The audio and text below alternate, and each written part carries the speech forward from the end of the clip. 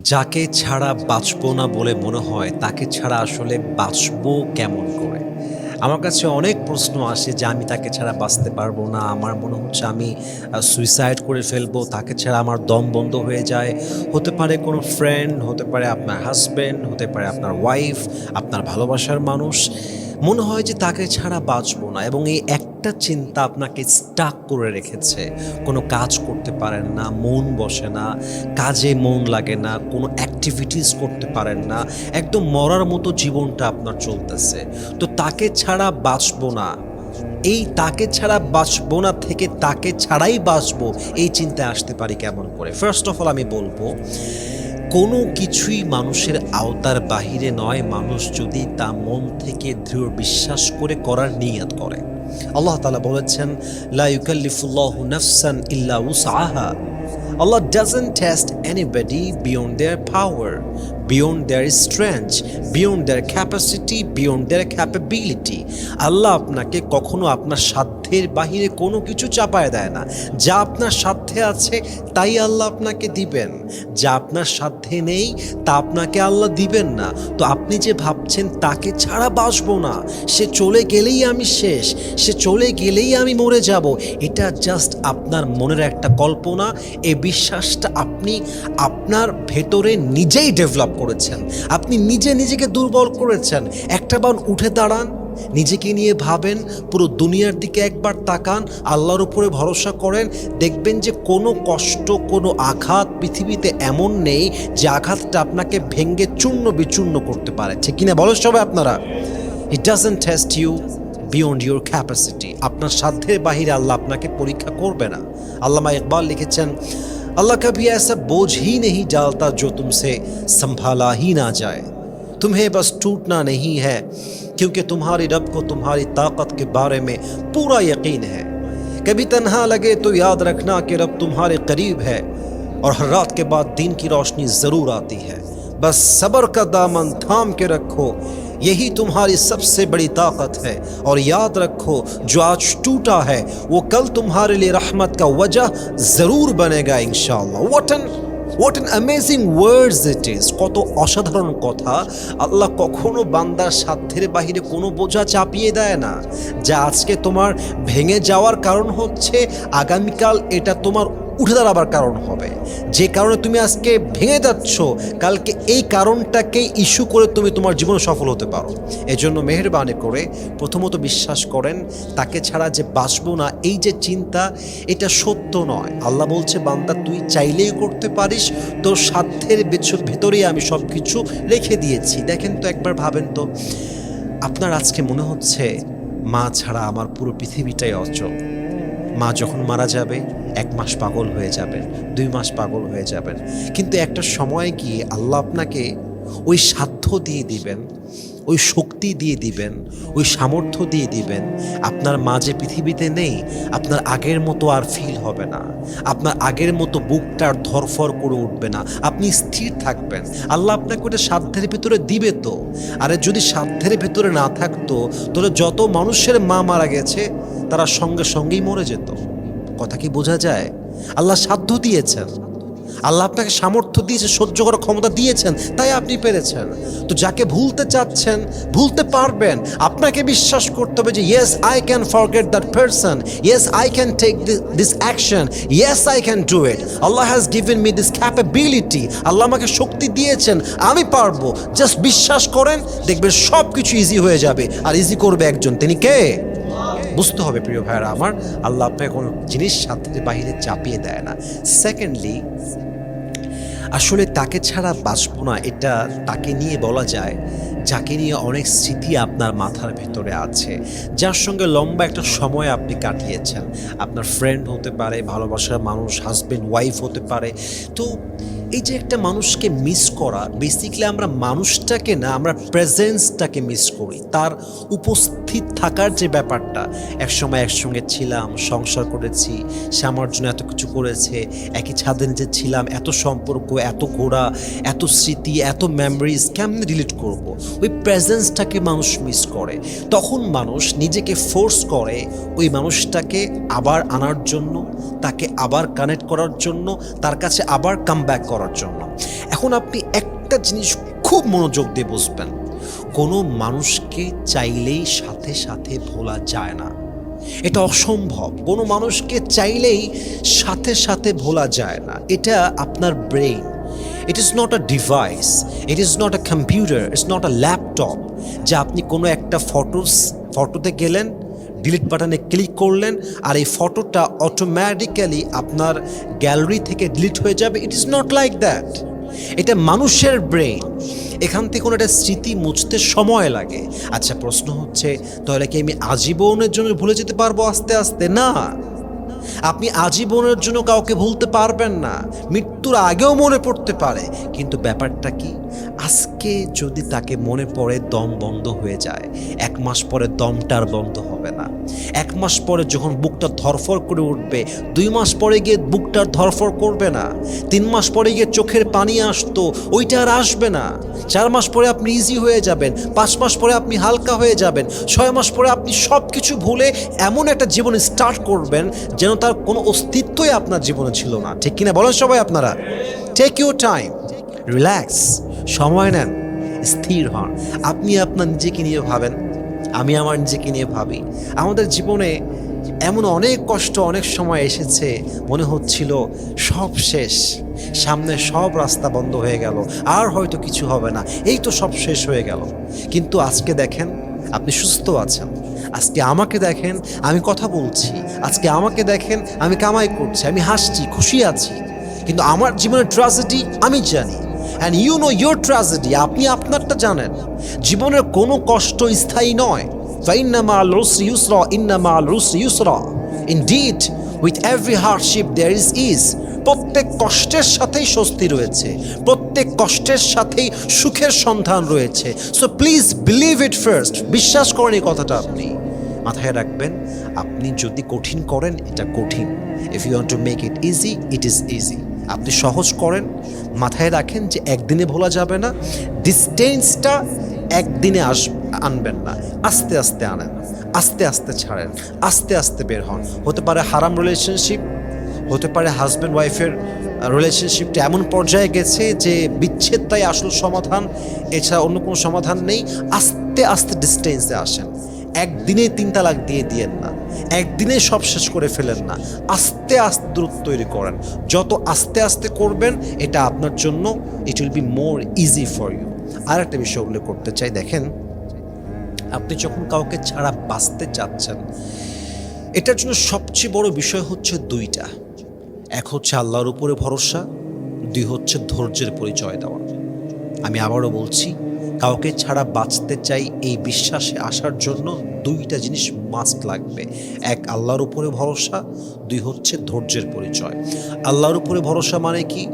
যখনই কাউকে নিয়ে আপনার মনে হচ্ছে বাঁচবো না, হাজব্যান্ড হতে পারে, ওয়াইফ হতে পারে, হারাম রিলেশনশিপ ছিল, বয়ফ্রেন্ড হতে পারে, গার্লফ্রেন্ড হতে পারে, ফ্রেন্ড কেউ হতে পারে, আপনি জাস্ট বলবেন, আল্লাহ তুমি আমার জন্য সহজ করে দাও। আল্লাহ তোমাকে আমি বিশ্বাস করি, তুমি আমার ভরসা। আল্লাহ তুমি আমার মনটাকে সহজ করো, আমাকে ভোলার তৌফিক দান করো, এই কষ্টকে তুমি আমার জন্য ইজি করে দাও। আল্লাহ আমি আমার ভরসাকে তোমার উপরে রাখলাম, এটা আল্লাহকে বলবেন, দোয়া করবেন আল্লাহর কাছে। 2 নাম্বার সবর। সবর মানে কি? অস্থির হয়ে যাবেন না, পাগল হয়ে যাবেন না, তাকেই লাগবে, তাকে ছাড়া বাঁচবো না। আপনি এটা যত বলবেন, যাকে ছাড়া আপনি বাঁচতে পারছেন না, ও আপনাকে আরও বেশি অবহেলা করবে। এটা পৃথিবীর বাস্তব কথা। আপনি যদি মানুষকে বলেন যে আমি তোমাকে ছাড়া বাঁচবো না, মানুষ এত বেঈমান যে ও আপনাকে বাঁচতেই দিবে না। And that is the reality. আপনি জাস্ট সবর করেন কেমনে? আজকে বেশি কষ্ট হচ্ছে, কালকে একটু কম হবে, একটু স্থির থাকি।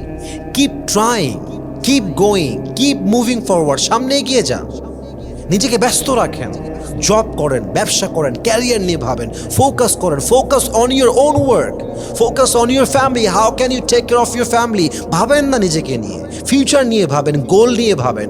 আমার তো মনে হয় যাকে ছাড়া আপনি বাঁচতে পারছেন না বলে মনে হয় এবং সে আপনাকে অবহেলা করছে, আপনি যদি আপনার জীবনে সফল হতে পারেন, আপনার কাজে আপনার আসল জায়গায়, উঁচু জায়গায় পৌঁছাতে পারেন, আর যে আজকে আপনাকে অবহেলা করছে, আগামীকাল সে আপনাকে পাওয়ার জন্য পাগল হয়ে যাবে। ঠিক কিনা বলেন সবাই আপনারা? Do your best, try your best, focus on your work, big dream, dream big, বড় স্বপ্ন দেখেন, ভালো কিছু করেন। আপনি যদি এটা করতে পারেন, নিজেকে ব্যস্ত রাখতে পারেন, আল্লাহর উপর তাওয়াক্কুল রাখতে পারেন, ধৈর্য রাখতে পারেন, ইনশাআল্লাহ তাকে ছাড়া বাঁচবো না এই চিন্তা আপনাকে আর কুড়ে কুড়ে খাবে না। আল্লাহ প্রত্যেকটা নারীকে, প্রত্যেকটা যুবককে, প্রত্যেকটা মানুষকে কথাগুলো মানা, বোঝা এবং আমল করার তৌফিক দান করুক, আমিন। আল্লাহ বলছেন, আমার দয়া, আমার মায়া, my mercy encompasses all things in the world. আমি আল্লাহর দয়া পুরো পৃথিবীর প্রতিটা জায়গায় ছড়িয়ে আছে। তোমার জীবনের প্রতিটা মুহূর্তে আমি আল্লাহর দয়া কাজ করছি। এবার একটা প্রশ্ন করতে চাই, উত্তর দিবেন জবান খুলে। আমি যে আমার ঠোঁটটা নাড়িয়ে কথা বলছি দিনাজপুরবাসী, আমার একটা টোন, গলার আওয়াজ আপনাদের কর্ণকুহুরে পৌঁছাচ্ছে। এই যে আমার জবানের কথা, এই কথা বলার সুযোগ, তৌফিক, শক্তি আমাকে দিয়েছে একজন। বলেন সবাই, তিনি কে? একটু আস্তে হয়েছে, আর একবার জোরে বলেন। আরশের দিকে তাকায়, আসমানের দিকে তাকায়, তিনি কে? আমি যে এই মুহূর্তে নিঃশ্বাসটা নিলাম, I am taking my breath, oxygen, এই অক্সিজেনটা আমাকে দিচ্ছে একজন, তিনি কে? ভেবে দেখেছেন কখনো এভাবে? এই যে অনেকের গলায় মাফলার দেওয়া, আমি ওয়েস্ট কোট পরে আছি, অনেকে চাদর পরে আছে, অনেকে রুমাল পরে আছে। এই রুমাল কেনার সামর্থ্য তো আল্লাহ চাইলে দিতে নাও পারতেন। আল্লাহ চাইলে তো আমাকে ফিলিস্তিনেও জন্ম দিতে পারতেন। কিন্তু এই যে আমার গায়ে জামা, আমার টুপি, আমার চাদর, আমার রুমাল, আমার মায়েরা বোরকা পরে দেহটা ঢেকে আছে, ইজ্জতের সঙ্গে আছে। আমরা সকালে খেয়েছি, দুপুরে খেয়েছি, রাতেও খাবো, বাসায় ঘুমিয়েছি, আরাম করে মাহফিলে এসেছি। এই সব কিছু রিজিকের বন্দোবস্ত করেছে একজন, তিনি কে? আল্লাহ বলছে, আমার বান্দা, তোর প্রত্যেকটা জীবনের প্রত্যেকটা মুহূর্তে আমি আল্লাহর দয়া আছে। আমি আল্লাহর দয়া ছাড়া তুই খাইতে পারবি না, চলতে পারবি না, বলতে পারবি না, উঠতেও পারবি না, বসতেও পারবি না। আমি আল্লাহর দয়া পৃথিবীর প্রত্যেকটা প্রান্তে প্রান্তে আছে না নাই? 1 নম্বর আয়াত। 2 নম্বর আয়াত, قل يا عبادي الذين أسرفوا على أنفسهم لا تقنطوا من رحمة الله إن الله يغفر الذنوب جميعا إنه هو الغفور الرحيم। আল্লাহ রাব্বুল আলামিন বলছেন, নবী আপনি বলে দেন। আল্লাহ রাব্বুল আলামিন বলছেন, হে আমার বান্দারা। আল্লাহ ডাক দেওয়ার সময় বলেন নাই হে মুসলমানেরা, হে ইমানদারেরা। আল্লাহ বলেছেন, হে আমার বান্দারা। দিনাজপুরবাসী কথা বোঝা যায় নাকি যায় না? এই উত্তরে ওয়াজ হবে না, কথা বোঝা যায় নাকি যায় না?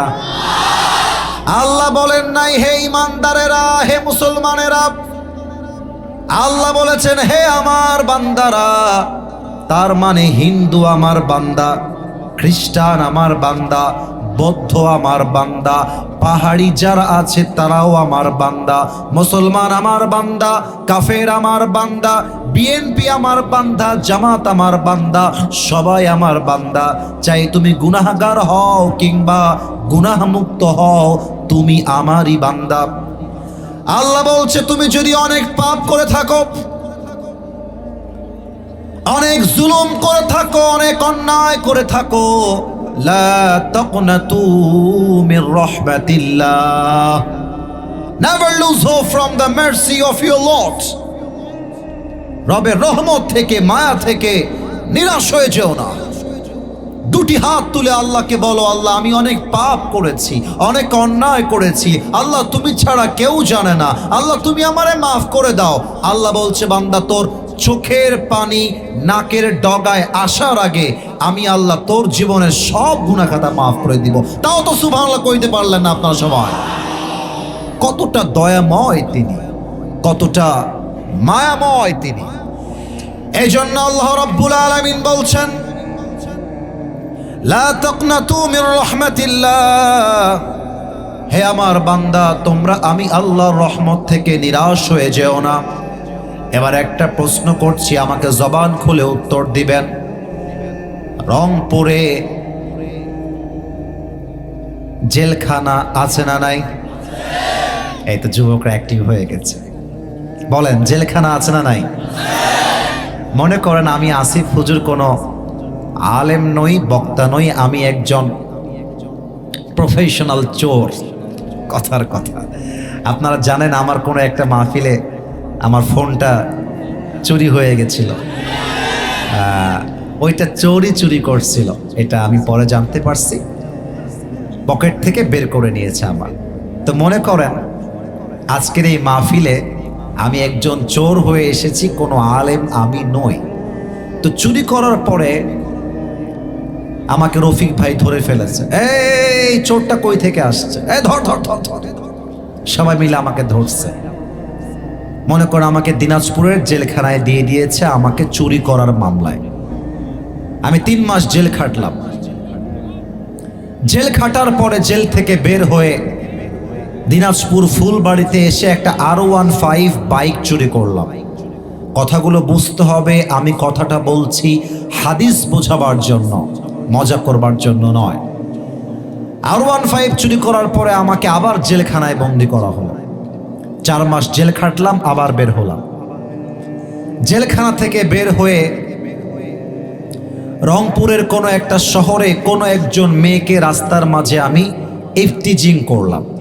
আমার নামে আবার মামলা হলো, আবার জেলখানায় গেলাম। তো জেলখানার সিস্টেম হলো,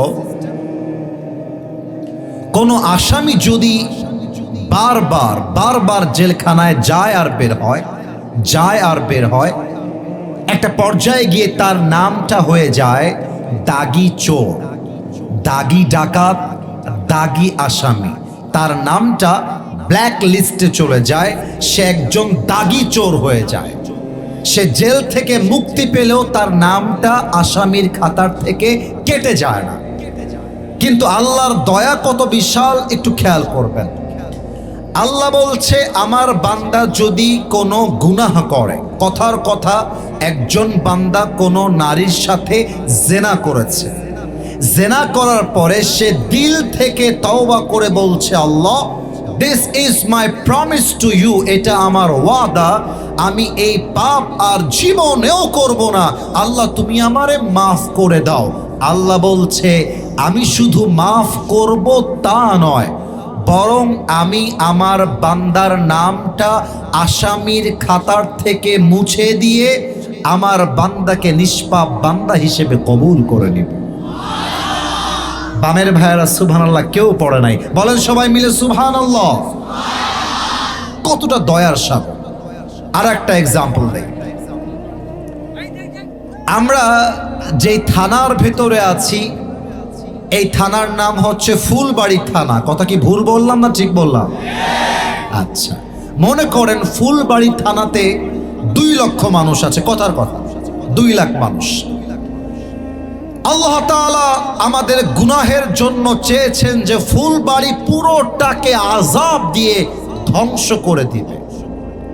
কিন্তু আল্লাহর নিয়ম হচ্ছে, কোন জাতিকে আযাব দেওয়ার পূর্বে আল্লাহ আরেকবার সেই জাতির দিকে তাকায়।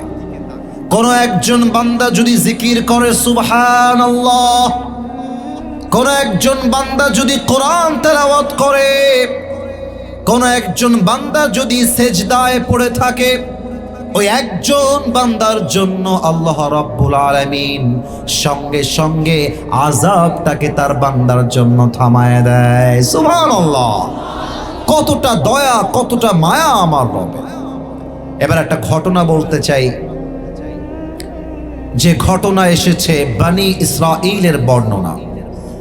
টাইম ইজ টু শর্ট, আমাকে অল্প সময়ে দামি কথা বলতে হবে। বনি ইসরাঈলের একজন যুবক ছিল, তার নাম ছিল কিফেল। এবার সবার পালা উত্তর দেওয়ার। নাম হচ্ছে কিফেল। যুবক ভাইয়ারা নাম বলো, কি নাম? কিফেল। এই যুবক প্রত্যেক দিন একজন নতুন নতুন মেয়ে নিয়ে আসতো এবং তার সঙ্গে জেনার সম্পর্ক গড়ে তুলত। প্রতিদিন নতুন নতুন নারীর সাথে অবৈধ সম্পর্ক। লম্বা ঘটনা, অল্প কথায় বলছি, জাস্ট আল্লাহর দয়াটা বোঝাতে চাই। একদিনের ঘটনা, কিফিল একজন সুন্দর নারীকে ঘরে নিয়ে আসছে জেনা করবার জন্য। কিফিল হঠাৎ করে চোখ দিয়ে তাকিয়ে দেখছে ওই মেয়ের দুই চোখ বেয়ে বেয়ে পানি ঝরছে, দুই চোখে পানি আর পানি। কিফিলের মনে একটা ধাক্কা লেগেছে। কিফিল বলছে, প্রিয় বোন, তোমার চোখের কোঠায় পানি কেন? তুমি কাঁদছো কেন? ওই মেয়ে ডাক দিয়ে বলছে, কিফিল, আমি কোনো প্রস্টিটিউট নই, আমি কোনো পতিতার ঘরের মেয়ে নই, আমি একজন মুসলমান ঘরের মেয়ে। আমার দেহে আজ অব্দি কোন পুরুষ একটা মুহূর্তের জন্য হারাম ভাবে টাচ করে নাই। আজ আমার ক্ষুধা, আজ আমার অভাব তোমার বেডে, তোমার বিছানায় আমাকে বসতে বাধ্য করেছে। আমি আসলে এই রকম কোনো মেয়ে নই। কিফিলের কলিজায় গিয়ে আঘাত করেছে। কিফিল চিন্তা করছে, এতদিন পর্যন্ত কত মেয়ের ইজ্জত নষ্ট করেছি, কত মেয়ের সতীত্ব আমি নষ্ট করেছি। আমার আল্লাহ মনে হয় আমাকে আর কোনোদিন মাফ করবে না। এবার কিফিল ডাক দিয়ে বলছে, প্রিয় বোন, তোমার চিন্তার কোনো কারণ নেই, তোমার টেনশনের কোনো কারণ নেই। আমি কিফিল তোমাকে ওয়াদা করলাম, আমি তোমার দেহে একটা স্পর্শ করব না। কম সুবহানাল্লাহ। তোমাকে আমি টাচই করব না। তুমি আজকে নিরাপদে তোমার ঘরে ফিরে যাও। যখন মেয়েটা বের হয়ে যাবে, গেটের কাছে আছে, কিফিল মেয়েটাকে আরেকবার ডাক দিয়েছে যে, বোন একটু থামো। তো মেয়েটা বলছে, কি বলবা বলো। কিফিল বলছে, তুমি একজন আল্লাহর খাঁটি বান্দি, তুমি একটু আল্লাহর কাছে দোয়া করবা, আল্লাহ যেন আমাকে মাফ করে, আল্লাহ যেন আমাকে হেদায়েত দান করে, এবং তুমিও আমাকে মাফ করে দিও। মেয়েটা বলছে, ঠিক আছে, আমি তোমার জন্য আল্লাহর কাছে দোয়া করব। বাস, ঘর থেকে বের হয়ে গেছে। কিফিল সুন্দর করে অজু করে এসে 2 রাকাত নামাজ পড়েছে। নামাজ পড়ে তাওবার জন্য 2টি হাত আল্লাহর কাছে তুলেছে।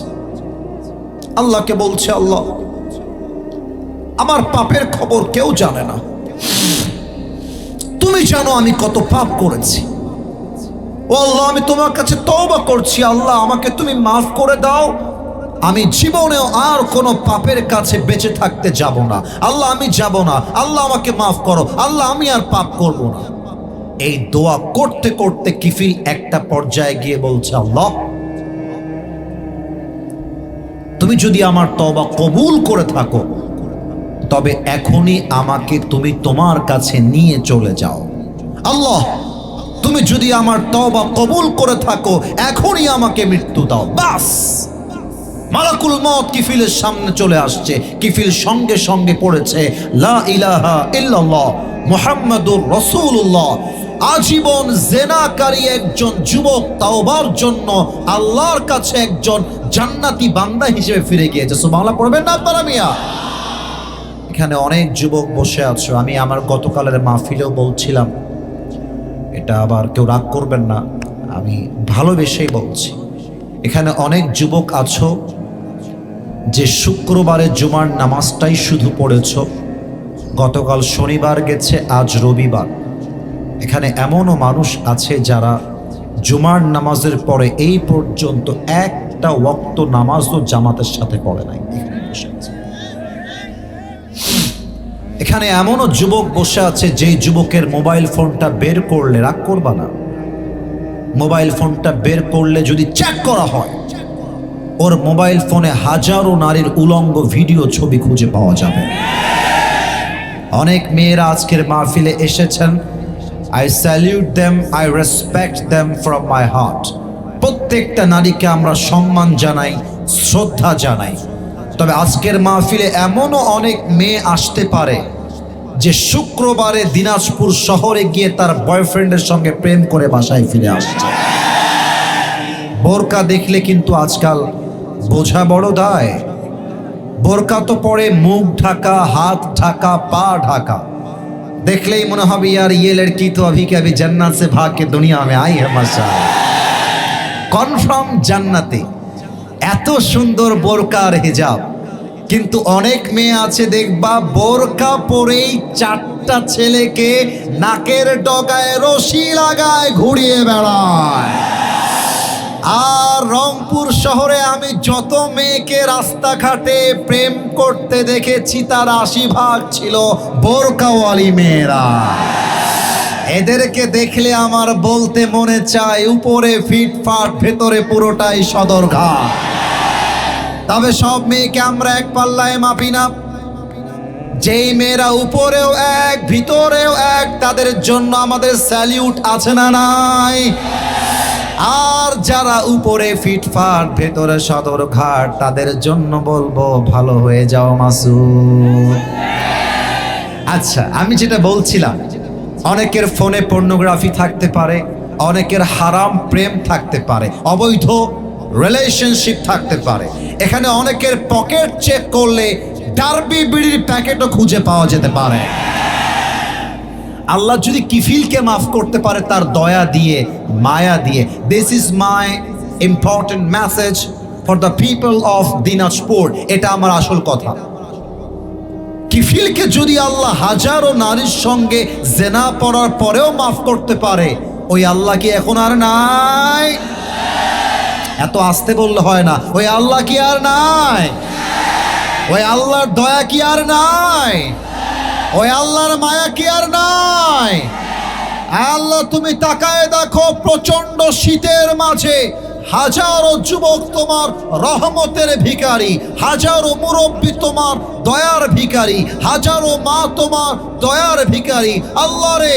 তুমি তোমার দয়া দিয়ে মায়া দিয়ে রহম দিয়ে আমাদের জীবনের সব গুনাহ খাতা মাফ করে দাও পড়েন সবাই আমিন number 1 point is done second point বিপদের সময় আল্লাহর দয়া কাজ করে কেমন করে প্রথমে একটা মেসেজ দিতে চাই অনেকের বাড়িতে বউ আছে অনেকের বাড়িতে বউ নাই এটা আমি জানি যাদের বাড়িতে বউ নাই বাবাদের পায়ে হাত রেখে বলবো আব্বাজান নিজের ছেলেকে সঠিক বয়সে আপনার বিয়ে দেওয়া লাগবে ছেলেকে বিয়ে দেওয়ার ব্যাপারে যত লেট করবেন আপনার ছেলে তত বেশি ধ্বংস হয়ে যাবে আমি তো স্পষ্ট ভাষায় বলি যুবকদের চরিত্র ঠিক করতে বউ ছাড়া দ্বিতীয় আর কোনো গতি নাই যুবক ভাইরা এবার দেখেন যদি কখনো বিপদে পড়েন কষ্টে পড়েন কষ্টের কথা আগে বউকে নয় আগে মাকে নয় বন্ধুকে তো আরো নয় আজকালকার বন্ধুরা হয়ে গিয়েছে গাদ্দার আর বেঈমান দিয়ে ভরা টাকা থাকলে বন্ধু আমি তোর সঙ্গে আছি টাকা নাই তোর সঙ্গে আমি নাই আইফোন আছে বন্ধু আমার R15 আছে বন্ধু আমার বিপদে পড়লে বন্ধুকে হারিকেন দিয়েও খুঁজে পাওয়া যায় না ঠিক কিনা বলে আল্লামা ইকবাল রহমতুল্লাহি আলাইহি যার বাসা ইজ ফ্রম পাকিস্তান তার ভাষা উর্দু কথা কে বলে ওখানে চিৎকার করে কেন ওরা গেছে দিলে দিবেন না দিলে নাই চিৎকার কেন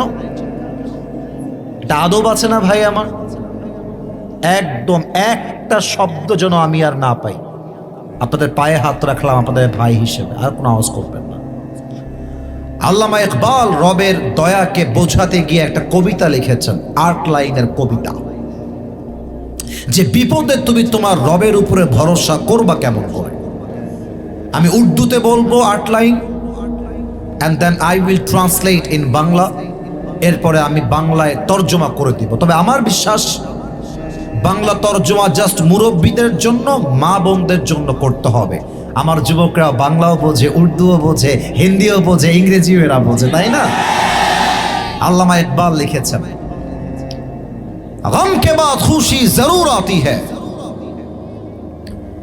और ये खुशी अपनी रब की तरफ से ही आती है हर रात के बाद दिन की रोशनी छा जाती है और सब्र करने वालों को खुदा की तरफ से नेमत मिल ही जाती है जो दुख में भी अपनी रब को याद करता है मेरे दोस्त रब उसका हाथ कभी नहीं छोड़ता। जो दुनिया से कुछ ना कहे बस अपनी अल्लाह से कहता है, उसकी दुआओं का जवाब हमेशा खामोशी में आता है। इसलिए जब तुझे मांगना हो तो उसी से मांग, जब तुझे दुआ मांगना हो तो उसी से मांग, जब तुझे पुकारना हो तो उसी को पुकार, और जब तुझे भरोसा करना हो तो उसी पर कर, क्योंकि भरोसे के काबिल सिर्फ वही है, वो तेरा रब है, वो तेरा अल्लाह है। এবার বলো ঠিক আছে কিনা আমার কথা। আল্লামা ইকবাল বলেছেন, রাতের পরে দিন যেমন আসে, কষ্টের সাথে আল্লাহর রহমত তথা দয়াও তেমন আসে। কষ্টে পড়লে, বিপদে পড়লে বউকে আগে বলতে যেও না, মাকে আগে বলতে যেও না, বন্ধুকে আগে বলতে যেও না। সেজদায় লুটিয়ে যাও, আল্লাহকে বলো, আল্লাহ আমার সঙ্গে কেউ নাই, তবে আমার বিশ্বাস তুমি আমার সঙ্গে আছো। এবার আল্লাহ কি বলছে? কোরআন তার প্রশ্নের জবাব দিবে। কোরআন বলছে, وَمَن يَتَوَكَّلْ عَلَى اللَّهِ فَهُوَ حَسْبُهُ. Whoever trusts in Allah subhanahu wa ta'ala in all the situations in life, Allah is sufficient for him. সুবহানাল্লাহ। কেউ আসতে পড়বেন না বাংলা তরজমা করার পরে।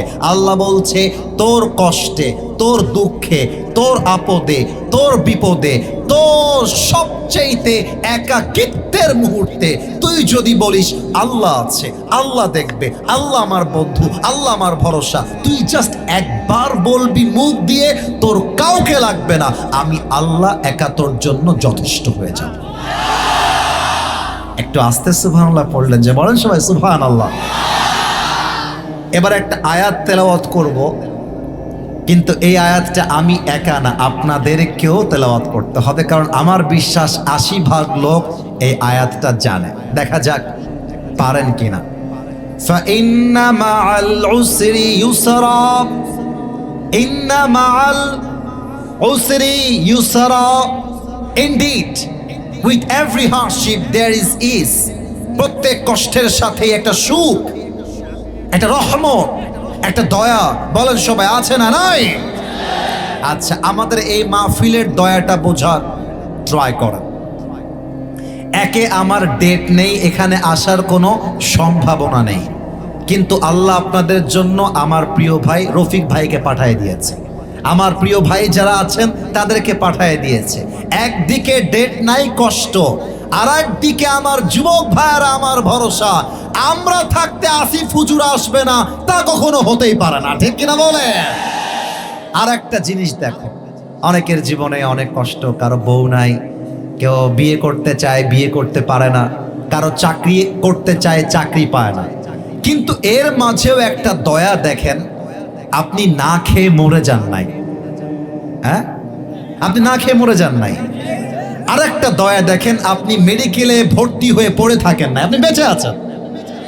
আপনি মেডিকেলে গিয়ে একজন ক্যান্সারের পেশেন্ট, মনে পড়ে গেল তাই বলছি, আদারওয়াইজ বলতাম না, ওরে গিয়ে বলেন, এই তুই কি BMW চাস? বলবেন না। মার্সিডিজ? না না। কি চাস? বলবে আমি শুধু একটু বাঁচতে চাই, শুধু একটু বাঁচতে চাই। আর আপনারা যারা আছেন, আল্লাহ আমাদের হাতে শক্তি দিয়েছে, পায়ে শক্তি দিয়েছে। আরে আমার ঢাকার গুলশানে ফ্ল্যাট দরকার নাই, আমি আমার জমিতে খেতে খামারে হালাল ভাবে কামাই করে বাঁচতে চাই, আমার কোনো চাওয়া পাওয়া নাই, ঠিক কিনা বলে? একদিকে অনেক অভিযোগ, আর একদিকে আল্লাহর দয়া দিয়ে ভরা। আরো ছোট্ট একটা উদাহরণ দিচ্ছি, এটা আরো ভালো করে বুঝে আসবে।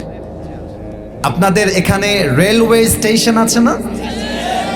আচ্ছা, রাগ করবেন না, কয় মিনিট লাগবে যাইতে এখান থেকে? আধা ঘন্টা। আচ্ছা, আধা ঘন্টায় ধরলাম।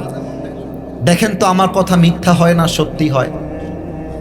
রেলওয়ে স্টেশনে দেখবেন মাঝে মাঝে অনেক শিশুরা শুয়ে থাকে ঠান্ডার ভিতরে খালি গায়ে। আমি নিজের চোখে দেখেছি, খালি গায়ে শুয়ে আছে। ইভেন অনেক মহিলা ঠান্ডার ভেতরে শুয়ে আছে, গায়ে কম্বল নাই, ল্যাপ নাই, কিন্তু আপনি আপনার দিকে তাকান, আপনাকে রেলওয়ে স্টেশনে থাকতে হয় নাই, ফুলবাড়ির বাঁকুড়া গ্রামে আপনার টিনের একটা ছাপড়ি হলেও তো বাড়ি আছে, তাই না বলেন মিয়া? কত দয়া আল্লাহ আপনার উপরে, কত মায়া আল্লাহর আপনার উপরে। সর্বশেষ একটা কথা বলে শেষ করতে চাই। এখানে ছোট্ট একটা মেসেজ আসছে, খুবই ইম্পর্টেন্ট। একজন বাচ্চা রোহিত নাম, হ্যাঁ, এই ভিড়ের ভিতরে হারায় গেছে। তো রোহিত যার নাম, বাবু তুমি একটু স্টেজে চলে আসবা, আমরা বাসা স্টেজে চলে আসবা, তোমরা আমাকে ইনফর্ম করলে ওর মায়ের কাছে আমি ফিরাই দেব। রোহিত নাম, বাবু তুমি যেখানে আছো স্টেজে আসো।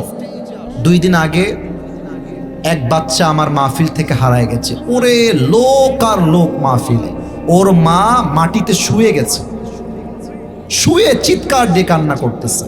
রোহিত তুমি যেখানে আছো চলে আসো, সময় খুবই কম, একটু পরেই মাগরিবের আজান দিবে। তাকবীর দেন, লিল্লাহি তাকবীর। বসেন। 3 নাম্বার পয়েন্ট পাওয়া যায়নি? আচ্ছা এখন না ভাই, এখন বসেন। 3 নাম্বার হচ্ছে আল্লাহর দয়া কিয়ামতের দিন কেমন করে কাজ করবে, এই পয়েন্টটা বলে দোয়া করব। রফিক ভাই আজানের জন্য উজু তো করতে হবে না, আমাদের সময় হয়ে গেছে। 3 নাম্বার পয়েন্ট, প্রবাদ এখানে কে উঠে? আব্বা যান বসেন। এই যে উঠে যাবে ও জীবনেও বউ খুঁজে পাবে না, খবরদার। আমি মাত্র আর 5 মিনিট আছি, আমাকে 3 নাম্বার পয়েন্ট শেষ করতে হবে। আমার 2টা হাত দেখেন, সবাই হাত তুলতে হবে না। Everybody look at my 2 hands. কিয়ামতের দিন বান্দার আমল নামা হবে 2টা, এক হবে ডান আমল, এক হবে বাম আমল। আল্লাহ বলবে আমার বান্দার আমল নামাটা ওজন দাও। যদি আমার ডান আমলটা বাম আমলের চাইতে জাস্ট হালকা একটু বেড়ে যায়, আল্লাহ বলবে যেহেতু 1% বেড়ে গিয়েছে, আমার বান্দাকে এখনই তোমরা জান্নাতের ঘোষণা দিয়ে দাও। সুবহানাল্লাহ পড়বেন না আপনারা সবাই? আর একটা হাদিস বলেই শেষ করতে চাই। কিয়ামতের দিন হাজারো বান্দা জাহান্নামের দিকে ছুটতে থাকবে তাদের গুনাহের জন্য, কিন্তু আমার নবী যখন সুপারিশ করবে বান্দাদের জন্য, উম্মতের জন্য, আমার নবীর সুপারিশে হাজারো বান্দাকে আল্লাহ তাআলা জাহান্নাম থেকে জান্নাতি বানায় দিবে। তাও তো সুবহানাল্লাহ কইতে পারলেন না আপনারা?